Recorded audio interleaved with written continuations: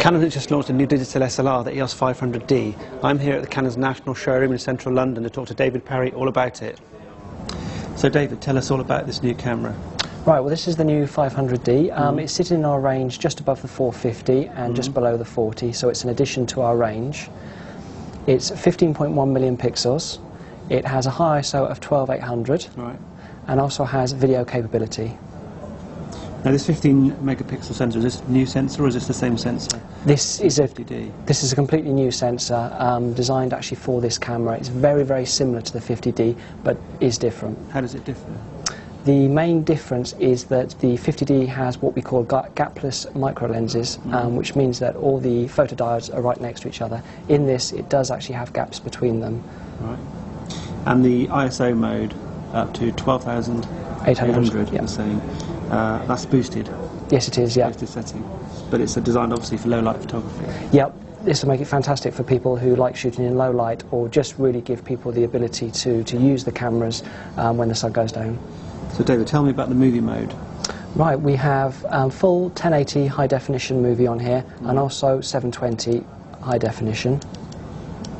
Right, and what's the frame rate for those?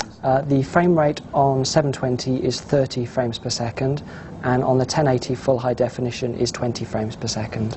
And what's the time limit for?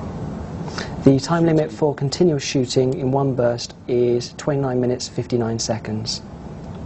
29 minutes 59 seconds. Okay, just under 30 minutes then basically. Correct, yep. Okay. And is that in both 720 and 1080? Yes it is, yeah. And what's the file format? The file format is .mov and we also include editing software in the box so you can actually edit your movies afterwards. Right. Is the body, this looks very similar to the 450D body-wise, is it based on the same body? Yes it is. In weight and physical dimensions it's almost exactly the same. The only thing we have done is enlarge the grip slightly just to make it more comfortable for people with larger hands. Right. And weight is much the same? Weight is, officially it's 5 grams heavier, but whether you'd actually notice the difference. SD card recording, correct, same yeah. as the 450D. There's obviously a quick menu for adjusting ISO, etc. Got focus modes, white balance, picture styles, and drive modes. If you go into the actual menu, it's been redesigned too, hasn't it? Yes, it has, yes. We've designed a new menu system for this camera, which makes it a lot easier to use and makes it easier on the eye. Tell me about the LCD screen. We've got a 3-inch 920 dot screen on the back. This also has a lot of anti-reflective coatings on it, which is very, very good for shooting in bright conditions, especially when you're using the movie mode. Okay. How about inside the camera, metering and focusing functions? It has the same metering and focusing system as the 450D. How many focusing points? It's got 9 focusing points. Processing is done by our Digic 4 processor. This has a number of functions on it, like face detect, and also it has peripheral illumination correction, so it will recognise what lenses it has and give you the best settings for them. Okay, and Digic 4 is also faster than Digic 3, isn't it? Yes, it is. Yes, it's a much faster processor. This will give you a burst rate of up to 170 JPEGs in one shoot. Right. What is the frames per second? 3.4 frames per second. And the Digic, I mean, the 450 is the Digic 3, isn't it? Yes, it is. Yeah. Okay, and the 40D is Digic 3. Right. Now, where does this sit in the range then, in the Canon range? This sits just above the 450 and just below the 40D. Right.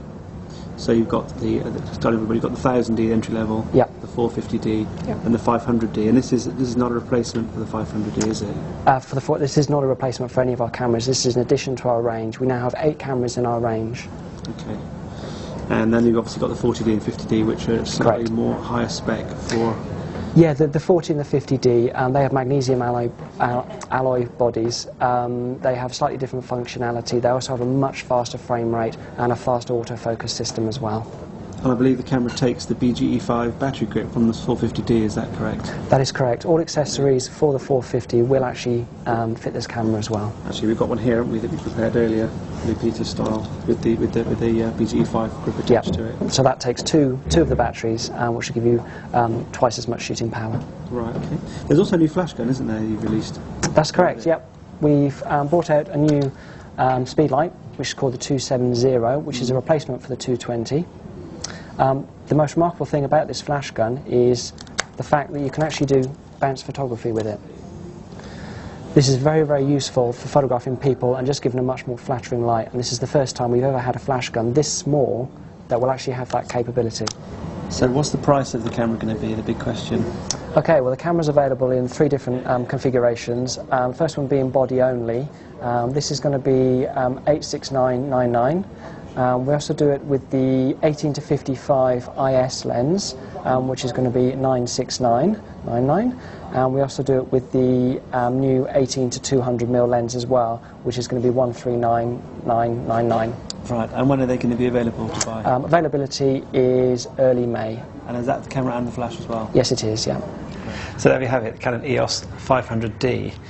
This is Canon's second DSLR to have built-in HD video, and by far the most affordable, the other one being, of course, the 5D Mark II. Incidentally, that is the camera that we're using to film this video on. Although, of course, you can't appreciate the quality on the web, of course. The price of the camera is comparable to the Nikon D90, which also offers HD video, but not full HD. The D90 only offers 720, where this does do 1080. Also, this does 1080 at 20 frames a second, and at 720 it's 30 frames a second, which again is better than the D90. In addition, it's got a 15 megapixel sensor, which is something also better than the D90's 12 megapixel. So it's certainly going to be an interesting battle between this and the D90 for the hearts and minds of DSLR buyers looking for a video mode.